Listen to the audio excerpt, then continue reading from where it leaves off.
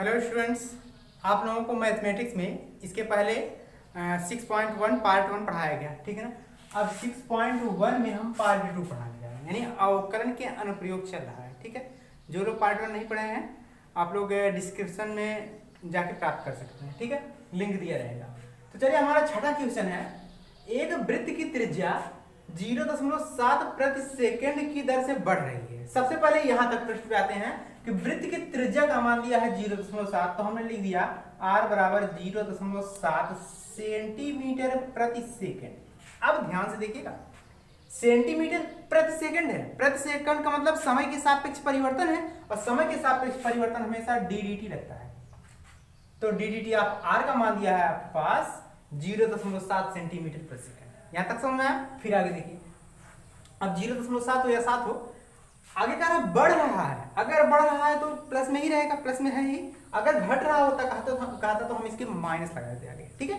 अब आगे देखिए, कह रहा है इसकी परिधि की वृद्धि दर क्या होगी। अब परिधि में परिवर्तन की दर पूछा है, तो हम जानते हैं कि वृत्त की परिधि का फार्मूला क्या होता है।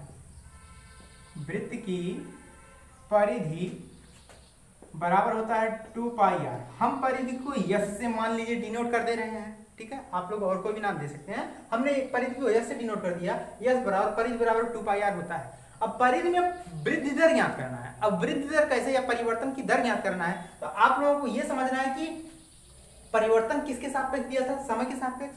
तो इसी में समय के सापेक्ष अवकलन कर दीजिए। जिसके सापेक्ष परिवर्तन की दर दिया रहेगा उसी के सापेक्ष अवकलन करना आपको। तो t के सापेक्ष अवकलन करने पर तो ddT आप यहाँ पर यस लिखा है, लिख देंगे हम। अब यहाँ पर देखिए लग जाएगा ddT आप 2πr, या ds अपॉन dt बराबर 2π, तो कांस्टेंट है, ठीक है।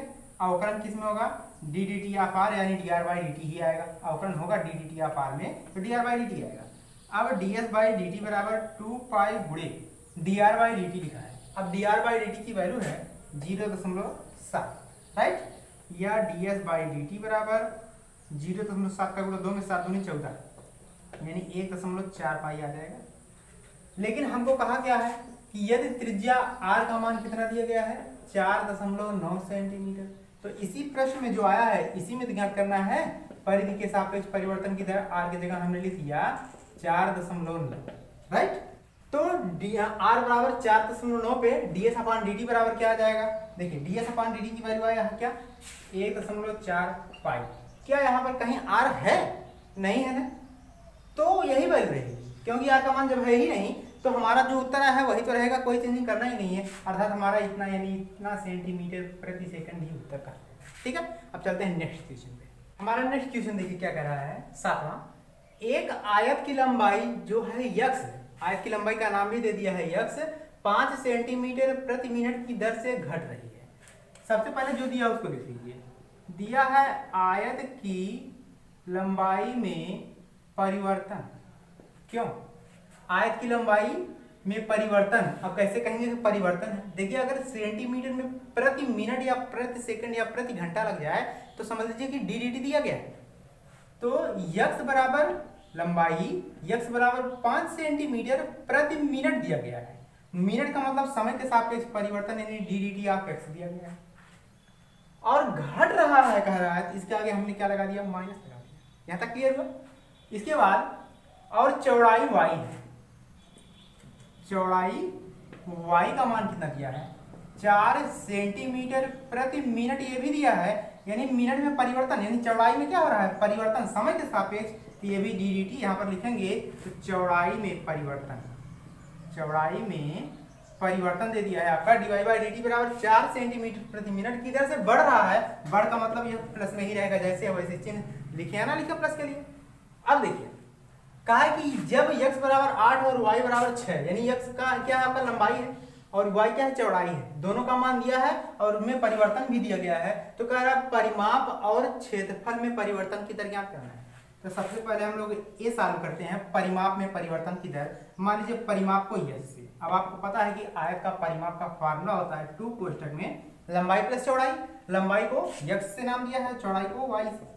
अब परिवर्तन की दर ज्ञात करना है। परिवर्तन की दर किसके सापेक्ष है, समय के लिए, तो t के सापेक्ष अवकलन कर देंगे। तो ddT आप यहाँ पर x 2 कांस्टेंट है, बाहर रहेगा, x के लिए आएगा D d t of x plus y के लिए आएगा D d t of y। अगर वैल्यू पता हो सबकी तरह रख दीजिए इसी में। तो टू क्वेश्चन में dx बाई डी टी की वैल्यू आपके पास दी गई पहले से ही देखिए -5, फिर प्लस में dy बाई डी टी की वैल्यू 4, ठीक है। -5 प्लस 4 -1 आएगा, -1 का गुणा 2 में -2 सेंटीमीटर प्रति सेकंड, क्योंकि समय के सापेक्ष परिवर्तन है परिमाप में। तो परिमाप क्या है 2 सेंटीमीटर प्रति सेकंड की दर से घट रहा है, क्योंकि आगे चिन्ह माइनस लगा हुआ है, ठीक है। चलिए पहला कंप्लीट करने के बाद अब दूसरा बी वाले पे आते हैं। बी में कहा कि आयत क्षेत्रफल की लंबाई में परिवर्तन, किसके क्षेत्रफल में, आयत के क्षेत्रफल में परिवर्तन की दर याद करना है। अब हम जानते हैं कि आयत का क्षेत्रफल को ए से, क्षेत्रफल का फार्मूला होता है लंबाई गुणे चौड़ाई, हमने लंबाई को x से चौड़ाई को y से डिनोट कर दिया। अब इसमें भी परिवर्तन की दर ज्ञात करना है, कहा परिवर्तन की दर, और प्रश्न में आपका परिवर्तन की दर समय के लिए है, तो t के सापेक्ष हमने अवकलन कर दिया। तो d d t of a बराबर d d t of x y. अब ध्यान से देखिएगा, इसमें फर्स्ट और सेकंड का फार्मूला लगेगा, क्योंकि दो पद एक साथ दिए गए हैं। तो d a by d t बराबर फार्मूला पता आपको, first into d d t of second की जगह वाई प्लस सेकंड यानी y into d d t of first की जगह एक्स। अब वैल्यू रख दीजिए इसी में d a by d t, और एक्स और वाई की भी वैल्यू पता है, एक्स और वाई की वैल्यू ये भी रख दीजिए। x बराबर कितना है 8 है और y बराबर 6, रखिए इसी में x लिखा है, x की जगह 8 लिख दिया गया। dy बाई डी टी, अब dy बाई डी टी की वैल्यू देखिए क्या है 4 लिखा गया है, यहाँ पर 4 लिख दीजिए। फिर प्लस में वो y है, y की वैल्यू 6 है, गुणे dx by d T, dx by d T की वैल्यू क्या है आपके पास -5। अब कैलकुलेशन कर लीजिए, उत्तर आ गया आपका 8 चौक 32, फिर माइनस प्लस माइनस 6 पंचे 30, 32 में 30 गए 2 सेंटीमीटर स्क्वायर प्रति सेकंड, क्योंकि क्षेत्रफल हमेशा क्या है वर्ग में होता है। अब प्लस में है, इसका मतलब 2 सेंटीमीटर प्रति सेकंड स्क्वायर प्रति सेकंड की दर से क्षेत्रफल बढ़ रहा है, ठीक है। अब चलते हैं नेक्स्ट क्वेश्चन पे। नेक्स्ट क्वेश्चन देखिए हमारा 8वां। एक गुब्बारा जो सदैव गोलाकार आता है, गोले का नाम इसमें आया है, ध्यान से नोट करिएगा। एक पंप द्वारा 900 सेंटीमीटर क्यूब प्रति सेकंड। अच्छा आप लोग ये बताइए क्यूब का मतलब क्या होता है। क्यूब का मतलब होता है घन, यानी आयतन ही तो होता है। जहां पर 3 घात लग जाए वहां पर आयतन, जहां पर 2 घात लग जाए वहां पर क्षेत्रफल की बात आती है, ठीक है। तो पंप द्वारा 900 सेंटीमीटर क्यूब प्रति सेकंड जब क्यूब दिया है तो आयतन v का मान दिया है 900 सेंटीमीटर क्यूब। अब बटे में सेकंड दिया है, बटे में सेकंड का मतलब समय के सापेक्ष परिवर्तन की दर यानी डी डी टी आपको v का मान दिया। यहाँ तक कंप्लीट हुआ। फिर कह रहा है गैस भरकर फुलाया जाता है, गुब्बारे की त्रिज्या में परिवर्तन की दर ज्ञात करना है। तो त्रिज्या में परिवर्तन की दर तो बाद में देखा जाएगा, पहले गुब्बारा है और गुब्बारे का आयतन में परिवर्तन की दर दिया गया है। और गुब्बारा कैसा है, गोलाकार है, तो हम लोग जानते हैं कि गोले का आयतन। क्यों आयतन का फॉर्मूला लिख रहे हैं, क्योंकि आयतन में परिवर्तन की दर दिया गया है तो आयतन तो लाना पड़ेगा। तो गोले का आयतन v बराबर होता है, फॉर्मूला होता है 4/3 पाई r क्यूब, आप लोग पढ़े होंगे पहले से ही, ठीक है। अब आप लोगों को जैसे ही फॉर्मूला लिखा गया किसके सापेक्ष अवकलन करना है, t के सापेक्ष कर दीजिए। तो डी डी टी आप v बराबर, इसमें 4/3 पाई कांस्टेंट है, बचेगा किसके सापेक्ष, डी डी टी आप r क्यूब के लिए अवकलन होगा। तो dv बाई डी टी बराबर 4/3 पाई, जैसे है लिख दीजिए। अब डी डी टी आप r क्यूब का अवकलन होगा तो घात वाला पहले, घात में एक कम, लेकिन t और t समान होता तो अवकलन नहीं होता, लेकिन दोनों वैल्यू अलग है तो r के सापेक्ष एक बार फिर से अवकलन, तो dr बाई डी टी है, 3 से 3 कैंसिल। अब देखिए dv बाई डी टी लिखा गया है, dv बाई डी टी की वैल्यू पहले ही आपके पास आ गया है 900, ठीक है, बराबर है 4 पाई r square into D r by d T. हमने वैसे लिख दिया। हमको किसकी वैल्यू चाहिए, त्रिज्या के सापेक्ष परिवर्तन की दर, त्रिज्या के सापेक्ष यही तो परिवर्तन की दर है dr बाई डी टी। तो dr बाई डी टी की वैल्यू निकालेंगे, उधर 900, यह 4 पाई r स्क्वायर कहाँ चला आएगा, इसके बटे में आ जाएगा। अब dr बाई डी टी त्रिज्या के सापेक्ष परिवर्तन की दर, समय के सापेक्षित परिवर्तन की दर लाना था आगे, यही उत्तर। लेकिन आगे कहा कि यदि त्रिज्या 15 हो तो त्रिज्या r की जगह 15 लिख दीजिए। यहाँ पर आ जाएगा 900 बटे 4 पाई गुणे r स्क्वायर, r का मतलब 15 का स्क्वायर। तो सॉल्व करिए, d r by d t at r equal to 15, 900 बटे 15 का स्क्वायर 225, और 225 जो कि क्या आएगा 900, और पाई 900 से 900 कैंसिल, 1 बटे पाई और त्रिज्या है, मात्रा क्या बनेगा सेंटीमीटर, और समय के सापेक्ष है तो बटे में आएगा सेकंड। कैलकुलेशन करके देख लीजिएगा कोई मिस्टेक ना हो, ठीक है। अब चलते हैं नेक्स्ट क्वेश्चन में। 9th और 10th क्वेश्चन देख लीजिए। 9th वाला आप लोग सॉल्व कर सकते हैं, हिंट हम दे रहे हैं। कह रहा कि एक गुब्बारा जो सदैव गोलाकार रहता है, अभी पिछला बताया गया सेंटेंस में कि त्रिज्या परिवर्तनशील है, यानी त्रिज्या में परिवर्तन हो रहा है, त्रिज्या के सापेक्ष आयतन परिवर्तन की दर ज्ञात करना है। आयतन किसके लिए है? गुब्बारा। गुब्बारा कैसा होता है? गोलाकार। गोले का आयतन होता है V बराबर 4/3 पाई r क्यूब, यही तो होता है। आपको किसके सापेक्ष परिवर्तन की दर ज्ञात करना है? त्रिज्या परिवर्तनशील है, और त्रिज्या परिवर्तनशील है और आयतन परिवर्तन की दर त्रिज्या के सापेक्ष ही ज्ञात करना है। तो त्रिज्या के सापेक्ष यानी r के सापेक्ष अवकलन कर दीजिएगा डायरेक्टली, यानी ddr ऑफ v बराबर 4/3 पाई कांस्टेंट है, किसके लिए होगा? केवल r के लिए, यानी ddr ऑफ r क्यूब, घात वाला पहले घात में एक कम, लेकिन दोबारा अवकलन मत कीजिएगा क्योंकि यहाँ r सेम है, ठीक है।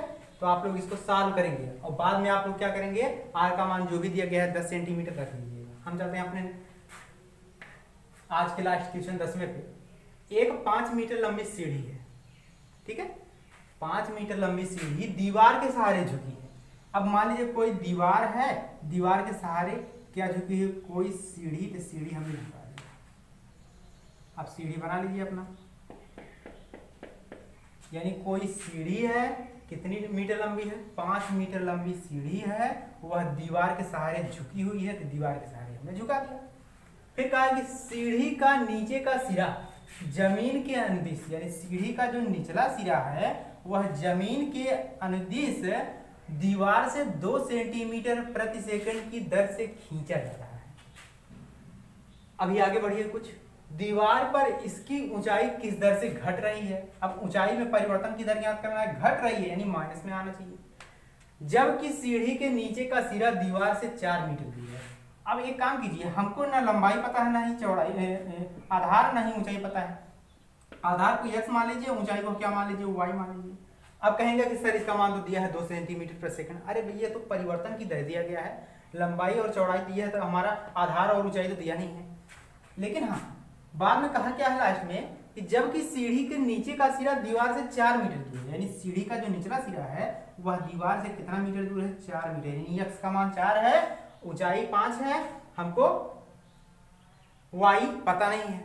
और कुछ कहा है इसमें, देखिए कुछ, सीढ़ी के नीचे का सिरा जमीन के अनुदिश दीवार से, कौन सा सिरा? निचला सिरा जो x है दीवार से 2 सेंटीमीटर प्रति सेकंड की दर से खींचा जा रहा है, यानी जो x का मान दिया है 2 सेंटीमीटर प्रति सेकंड, लेकिन यह सेकंड अर्थात हमारा समय के सापेक्ष परिवर्तन की दर, क्योंकि x का मान तो 4 है, लेकिन x का मान में परिवर्तन की दर, समय के सापेक्ष परिवर्तन की दर 2 सेंटीमीटर प्रति सेकंड की दर से दिया गया है। तो ऊंचाई में परिवर्तन क्या हो रहा है, वो भी किस दर से घट रहा है, यह ज्ञात करना है। तो सबसे पहले आप लोग y ज्ञात कीजिए। y के लिए आपको पता है पाइथागोरस प्रमेय। पाइथागोरस प्रमेय का फॉर्मूला होता है कर्ण का स्क्वायर बराबर, अब कर्ण कौन है? 5 का स्क्वायर बराबर आधार का स्क्वायर यानी x का स्क्वायर प्लस लंब का स्क्वायर यानी y का स्क्वायर। अब ध्यान से देखिए, हमने इक्वेशन फर्स्ट माना 5 का स्क्वायर 25 बराबर x का स्क्वायर, x का मान 4 है, 4 का स्क्वायर 16, 16 इधर आएगा क्या हो जाएगा? -16, और बराबर केवल बचेगा y स्क्वायर। 25 में से 16 गए 9 बराबर y स्क्वायर, स्क्वायर हटाएंगे तो y का मान क्या आ जाएगा? 3 सेंटीमीटर आएगा। हमने y का मान 3 सेंटीमीटर, 3 मीटर, मीटर में है तो मीटर में ही जाएगा, ठीक है। अब लेकिन हमको ये थोड़ी भी आया है, हमको y का मान नहीं ज्ञात करना था, हमको कह रहा है कि उसकी ऊंचाई किस दर से घट रहा है। अब ऊंचाई में परिवर्तन की दर ज्ञात करना है। अब ऊंचाई देखिए किस समीकरण में है, समीकरण फर्स्ट में दिख रहा है, समीकरण फर्स्ट का अवकलन कर दीजिए x के सापेक्ष, t के सापेक्ष, क्योंकि समय के सापेक्ष परिवर्तन की दर है। तो t के सापेक्ष अवकलन करने पर समीकरण 1 का t के सापेक्ष अवकलन करने पर तो d dt ऑफ 5 का स्क्वायर यानी 25 बराबर d dt ऑफ x का square plus d dt of y का स्क्वायर। हमने अवकलन d dt लगा दिया। अब संख्या का अवकलन हमेशा 0 होता है। अब d dt ऑफ x का स्क्वायर है, घात वाला पहले घात में कम, अंदर वाले का फिर से अवकलन, क्योंकि ये दोनों अलग है। अंदर में कौन है? x है, तो dx अपान dt है, प्लस इसमें भी घात वाला पहले घात में कम, अंदर वाले का फिर से अवकलन, यानी d dt ऑफ किसके लिए आएगा? y के लिए। वैल्यू रख दीजिए ना, 0 बराबर 2 गुणे x लिखा है, x का मान क्या आपके पास 4 है, यहाँ पर लिख दीजिए 4, फिर गुणे dx अपान dt है, dx अपान dt का मान 2 है, तो यहाँ पर लिख दीजिए 2, फिर बीच में प्लस 2 गुणे y, y का मान अभी आप लोग निकालें कितना आया है? 3 और बगल में dy/dt, यही तो ज्ञात करना है। ऊंचाई कौन है, y में परिवर्तन की दर ज्ञात करना है। अब देखिए 0 बराबर 4 दूनी 8 दूनी 16, अब 16 इधर आएगा क्या हो जाएगा, -16 होगा, बराबर क्या बचेगा 3 दूनी 6 और बगल में dy/dt। अब dy/dt का मान चाहिए 6, इसके बटन चलाएगा तो -16/6 बराबर dy/dt, काट दीजिए इसको, 2/16 2 3 6, यानी dy/dt का मान आ गया -8/3 सेंटीमीटर प्रति सेकेंड। तो परिवर्तन की दर ज्ञात हुआ कि नहीं ऊंचाई में परिवर्तन की दर, लेकिन यह माइनस में आया है और यही पूछा था कि किस दर से घट रहा है, तो किस दर से घट रहा है, 8/3 सेंटीमीटर प्रति सेकंड की दर से घट रहा है। ठीक है, आज के लिए इतना ही। कोई क्वेश्चन नहीं आता है तो आप बताइएगा। हाँ, विविध प्रश्नावली का कुछ क्वेश्चन है, हो सकता है जब भी टाइम मिले हम उसको बता देंगे कि जो भी क्वेश्चन हमारे